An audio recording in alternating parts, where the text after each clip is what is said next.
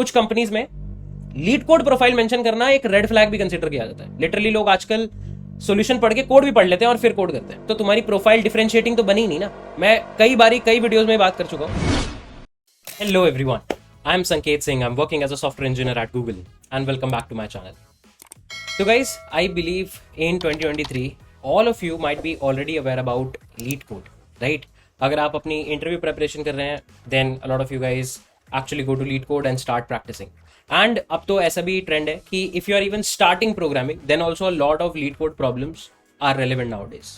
But इस video में मैं एक बहुत ही इंटरेस्टिंग चीज़ के ऊपर बात करने वाला हूँ कि यार जो लीड कोड प्रोफाइल होती है, जो आजकल तुम काफ़ी लोगों को पोस्ट करते हुए देखोगे, तुम काफ़ी लोगों के रिज्यूमे में देखोगे कि उन लोगों ने अपने लीड कोड की प्रोफाइल मेंशन कर रखी है। तो जो ये लीड कोड की प्रोफाइल होती है, is this sort of relevant और not, right? When I started engineering in 2016 और समथिंग, तब LeetCode as a platform बहुत ज़्यादा इवॉल्व नहीं हुआ था and definitely up till 2020 LeetCode profile बहुत ज़्यादा रेलिवेंट तो नहीं होती थी। But in pandemic there were a lot of contests that started happening on lead code, a lot of new questions were introduced on lead code और काफी ज्यादा लोग lead code की तरफ मूव कर गए, राइट? ट्रेडिशनली पहले क्या होता था, लोग Codeforces, CodeChef, HackerRank, इन सारे प्लेटफॉर्म्स के ऊपर भी ज्यादा प्रैक्टिस करते थे। But nowadays because if somebody wants to just focus on interview preparation, तो वो सिर्फ लीड कोड पे ही फोकस कर रहे होते हैं and there is definitely no problem with that. If you are someone who is just looking for a job and want to do interview preparation, LeetCode is one of the good resources, right? But यहाँ पे मैं बात करने वाला हूँ leet code profile के बारे में कि यार जो लीड कोड की प्रोफाइल बनती है ना, कि तुमने कितने दिन लगातार क्वेश्चंस करे हैं, कितने क्वेश्चंस करे हैं, कितने हार्ड, कितने मीडियम, कितने इजी क्वेश्चंस करे हैं, क्या ये वाली जो ये प्रोफाइल बनती है जो लोग रेज्यूमे में भी डालते हैं, क्या ये रेलेवेंट है, राइट? तुम्हारे इंटरव्यू के पर्सपेक्टिव से, तुम्हारे ओवरऑल इंजीनियरिंग पर्सपेक्टिव से। तो इसके ऊपर हम लोग बात करने वाले इस वीडियो में। So stay tune till the last of the video. I believe कि कुछ इंसाइटफुल चीजें मैं आपको बता पाऊंगा। And if you like this kind of a content then please don't forget to hit the subscribe button. It will definitely help us to scale the channel. And if you have any suggestions, if you want me to discuss any particular topic regarding engineering and career, do let me know in the comment section below. So without any further delay, let's just start.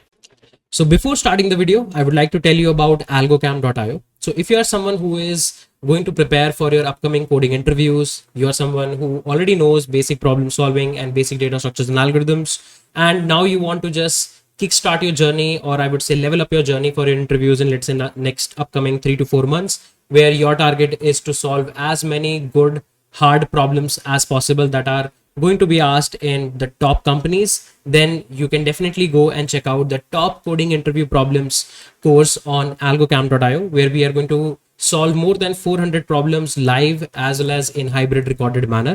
It's a completely power packed course where we have picked not only just the data structures and algorithmic topics, but we have picked specific lectures where we are going to talk about specific techniques on every data structures and algorithm. For example, you can see there is dedicated lecture on problem solving on arrays, then dedicated separate lectures on two pointers, then you can see there is dedicated specific lecture on time and space complexity analysis and their problem solving.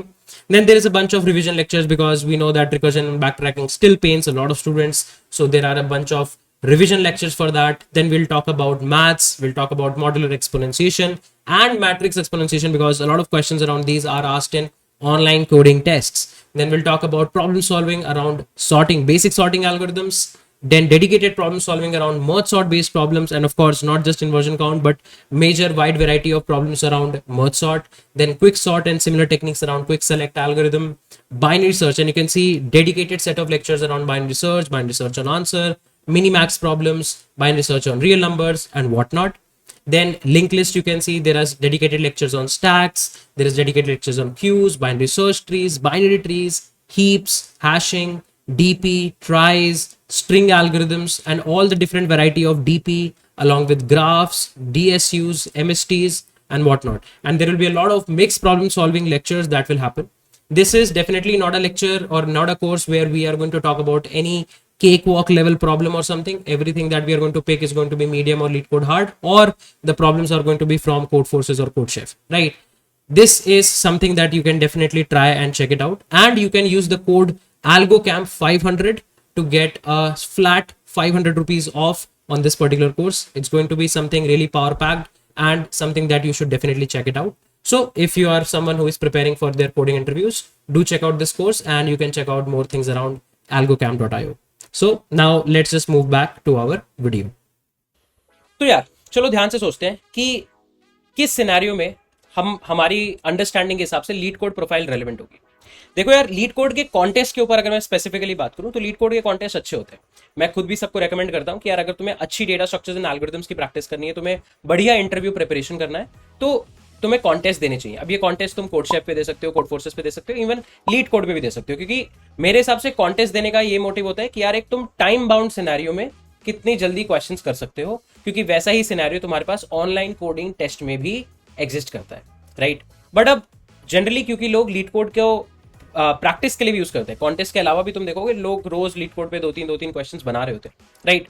तो इससे क्या होता है, तुम्हारा leet code का एक heat map बनता है, तुम्हारी प्रोफाइल में एक proper existing heat map exist करता है, जिससे तुमने कितने दिन लीड कोड पे कंसिस्टेंटली प्रॉब्लम को सॉल्व करा। अब देखो यार, अगर तुम एक रिक्रूटर के पर्सपेक्टिव से सोचो या किसी कंपनी के पर्सपेक्टिव से सोचो, तो किसी भी कंपनी को ना इंटरव्यू क्रैकर तो नहीं चाहिए। मैं कई वीडियोस में बात कर चुका हूं कि यार nobody wants an interview cracker, सबको बढ़िया इंजीनियर चाहिए। बढ़िया इंजीनियर मतलब भाई तुम प्रॉब्लम को सॉल्व कर पाओ, तुम ऑलरेडी एग्जिस्टिंग कोड को डिबग कर पाओ, तुम बग फिक्सेस कर पाओ, तुम नए फीचर लिख पाओ, तुम नए फीचर की रिलीजेस कर पाओ। उस फीचर को लिखने के लिए जो प्रॉब्लम्स आ रही हैं, उस प्रॉब्लम को में भी तुम अलग अलग एल्गोरिथम से डील करोगे, ऑप्टिमाइजेशन के लिए अलग डेटा स्ट्रक्चर्स यूज करोगे। ये सारी चीजें क्यूमुलेटिवली तुम्हें एक बढ़िया इंजीनियर बनाती है। अब तुमने अपने कॉलेज के टाइम पे रोज लीड कोड करा, 365 दिन तुमने लगातार बस लीड कोड करा, अच्छी बात है, इससे शायद तुम्हारी प्रॉब्लम सॉल्विंग स्किल्स इंप्रूव भी हुई हो। बट ये जो हीट मैप है कि तुमने कितनी बार लीड कोड करा, ये तुम्हारे इंजीनियर बनने की कैपेबिलिटी को जस्टिफाई नहीं करता, पहली चीज। दूसरी चीज, ये क्यों जस्टिफाई नहीं करता, क्योंकि देखो कॉन्टेस्ट में जब तुम क्वेश्चंस कर रहे हो तो बात अलग है कि वो कॉन्टेस्ट का 3 आवर्स का टाइम बाउंड है, वो एक अलग ही कंस्ट्रेंट डालता है, तो वहां पे जो तुम क्वेश्चन सॉल्व करते हो उससे लर्निंग बहुत ही नेक्स्ट लेवल होती है। बट जब तुम खुद से प्रैक्टिस कर रहे हो, तो ये बात तुम भी जानते हो, मैं भी जानता हूं कि लीड कोड के हर क्वेश्चन के कम से कम तो 500 सॉल्यूशन फ्री में उसके ही डिस्कस सेक्शन में अवेलेबल होते हैं, राइट। अब इससे क्या होता है, बच्चे अगर आजकल मैंने देखा है आधे घंटे 45 मिनट्स किसी क्वेश्चन में फाइट करी, नहीं बना तो सीधा जाके डिस्कस पढ़ लेते हैं। अब यार अगर तुमने डिस्कस पढ़ने के बाद प्रॉब्लम सॉल्व करी है, जो कि मेजॉरिटी लोग कर रहे होते हैं, तो तुम खुद बताओ कि अगर किसी ने 400 क्वेश्चन सॉल्व करे हुए हैं, तो उस 400 क्वेश्चन में एक्चुअली बहुत सारे पार्ट तो तुमने सीधा समझ के सीधा कोड कर लिए। लिटरली लोग आजकल सॉल्यूशन पढ़ के कोड भी पढ़ लेते हैं और फिर कोड करते हैं, राइट। बट ये चीज तो रेलेवेंट नहीं हुई, राइट। ऐसे तो कितने सारे लोग कर रहे हैं, तो तुम्हारी प्रोफाइल डिफरेंशिएटिंग तो बनी नहीं ना। अगर तुम यहीं पे कोड फोर्सेस के कॉरेस्पॉन्डिंग चीजों को चेक करो, तो कोड फोर्सेस में भी सॉल्यूशन अवेलेबल होता है, बट कई सारे सॉल्यूशन के कोड नहीं होते, और जो सॉल्यूशन अवेलेबल भी होता है वो बहुत ही कंसाइज वे में एक सीपी के बंदे ने लिखा होता है। और अगर कहीं सॉल्यूशन अवेलेबल भी होता है तो वो कोड क्वालिटी डेफिनेटली उसकी बहुत बढ़िया नहीं होती। बट तुम लीड कोड के डिस्कस पे जाके वो जो जेम्स चेक करोगे ना, वो आर्टिकल्स, तो इतना प्यारा कोड लिखा होता है, बढ़िया से कमेंट किया होता है, पूरी इंट्यूशन लिखी होती है, सब लिखा होता है। तो वहां से अगर तुम देख के ही कोड करने वाले हो और उसको अपनी प्रोफाइल के हीट मैप में एक दिन काउंट कर रहे हो, तो definitely that is not relevant. उसके बाद यार तुमने कितने क्वेश्चन सॉल्व कर लिए, मतलब मान लो तुमने 700 क्वेश्चन सॉल्व कर लिए लीड कोड पे, सो व्हाट, 700 क्वेश्चन सॉल्व करना एक कॉम्पिटेंसी का कोई मेट्रिक तो है नहीं कि यार अगर इसने 700 करे हैं, दूसरे वाले बंदे ने 750 क्वेश्चन करे हैं, तो मैं दूसरे वाले बंदे को पिक कर लूंगा इंटरव्यू में। तुम दोनों से ही डेटा स्ट्रक्चर्स एल्गोरिथम पूछा जाएगा, अगर बता पाओगे तो तुम्हारा सिलेक्शन हो जाएगा। ये वाला फैक्टर तो मैं दिमाग में रखना जरूरी है कि यार उस प्रोफाइल पे पहली बात तो जो हीट मैप है, जो तुमने आधे से ज्यादा क्वेश्चन देख के निकाला है इन केस, तो वो रेलेवेंस खत्म कर देता है। उसके बाद अगर तुम नंबर ऑफ क्वेश्चंस पे जा रहे हो, तो नंबर ऑफ क्वेश्चन तो आजकल हर किसी बच्चे के पास 300-200 क्वेश्चन तो सॉल्व ही पड़े हैं लीड कोड के, राइट। अब ये जो नंबर ऑफ क्वेश्चन सॉल्व होते हैं, इसमें मेजॉरिटी, मैं सबके लिए नहीं कह रहा, बट मेजॉरिटी लोगों के पास ज्यादा इजी क्वेश्चन, फिर थोड़े बहुत मीडियम और बिल्कुल ही ना के बराबर हार्ड क्वेश्चन होते हैं। अब ये जो डेमोग्राफी है कि किसी ने ज्यादा इजी क्वेश्चन करे हैं तो वो डेफिनेटली बढ़िया नहीं होगा प्रॉब्लम सॉल्विंग में, ये भी सही बात नहीं है, राइट। हो सकता है उन इजी प्रॉब्लम्स में भी काफी चैलेंजिंग प्रॉब्लम्स आई हो, हमने तो नहीं पढ़ी ना सारी की सारी इजी प्रॉब्लम्स, राइट।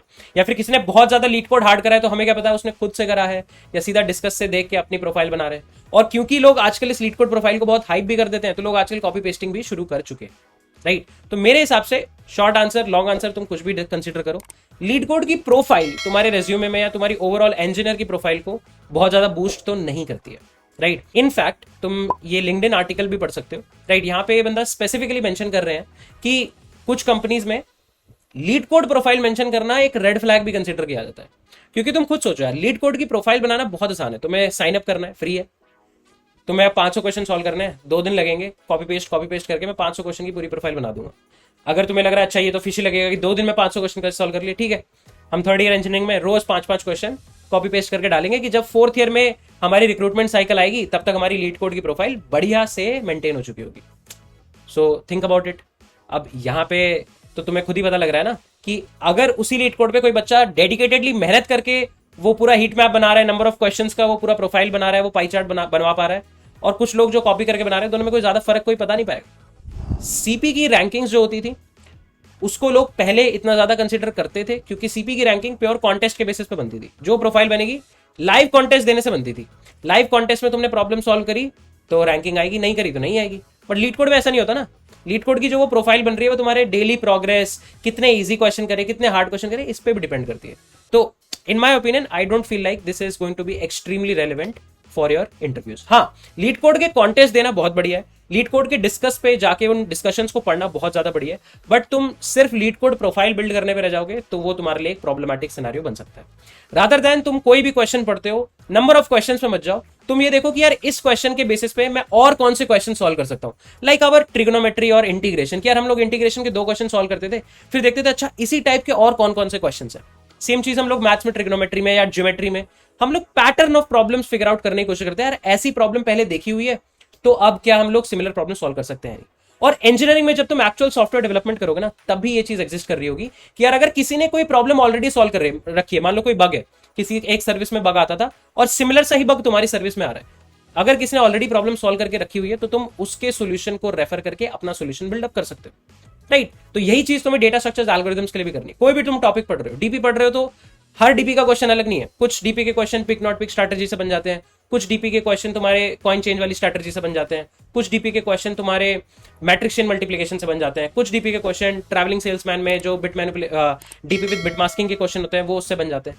तो तुम्हें पैटर्न ऑफ प्रॉब्लम आइडेंटिफाई करनी है, और हर पैटर्न में मान लो तुम 4-5 क्वेश्चन बना लेते हो, कुछ पैटर्न में 4-5 क्वेश्चन ना भी मिले, 2 ही क्वेश्चन मिले, ठीक है, बट तुम अगर पैटर्न ऑफ प्रॉब्लम आइडेंटिफाई करना शुरू करोगे ना तो तुम्हें रियलाइज होगा कि तुम्हें 10,000 क्वेश्चन करने की जरूरत नहीं है। तुम कुछ x number of quality questions भी सॉल्व करोगे over a prolong period of time तो भी तुम्हारी इंटरव्यू के लिए काफी बढ़िया स्ट्रैटेजी बिल्ड हो जाएगी। और अगर प्रोग्रेस ही बिल्ड करनी है तो try to prepare your GitHub profile, जहां पे तुम डेली अपने प्रोजेक्ट्स में प्रोग्रेस कर रहे हो। वहां पे जो प्रोग्रेस होती है ना वो डेफिनेटली लेजिट होती है। तुम पूरा का पूरा प्रोजेक्ट एक बार में डाल दोगे तो डेफिनेटली लेजिट नहीं है, और हर कमिट में तुमने क्या चेंजेस करे वो कहीं से कॉपी पेस्ट करना भी काफी ज्यादा टायरिंग और काफी मुश्किल है। कोई मतलब उतना एफर्ट कर रहा है तो फिर तो वो और भी जगह बहुत ज्यादा एफर्ट कर लेगा, राइट। तो आई बिलीव कि if you are in college or maybe you are not in college, you are working in a company, try to build an overall engineer kind of a profile rather than just a lead code profile, जहां पे आप ये दिखा पाओ कि यार you can build stuff, you can break stuff, you can debug stuff, you can solve problems, you know how to code, you know in-depth knowledge of data structures and algorithms। Projects बनाओ जहां पे तुम्हारे networking के, OS के, DBMS के, इनके concepts भी showcase हो रहे हो। कॉम्प्लेक्स प्रोजेक्ट्स बनाओ जहां पे तुम्हें एल्गोरिथमिक पावर की भी नीड हो, तो तुम्हें कुछ एल्गोरिथम्स इंप्लीमेंट करने पड़े, कुछ एल्गोरिथम्स नए एक्सप्लोर करने पड़े apart from the regular LeetCode algorithms, right. इन सारी चीजों के ऊपर ध्यान दो। फॉर एग्जांपल अगर तुम अभी लेट्स से कॉलेज में हो और तुम्हें फर्स्ट ईयर में हो, कुछ प्रोजेक्ट सोचना है बट तुमने सिर्फ डेटा स्ट्रक्चर एल्गोरिथम करा है, तो यार बहुत ही सिंपल से कुछ प्रोजेक्ट्स बन सकते हैं। तुम ऐसे हैंगमैन गेम बना सकते हो, राइट। तुम टिक टैक टो वाली गेम बना सकते हो।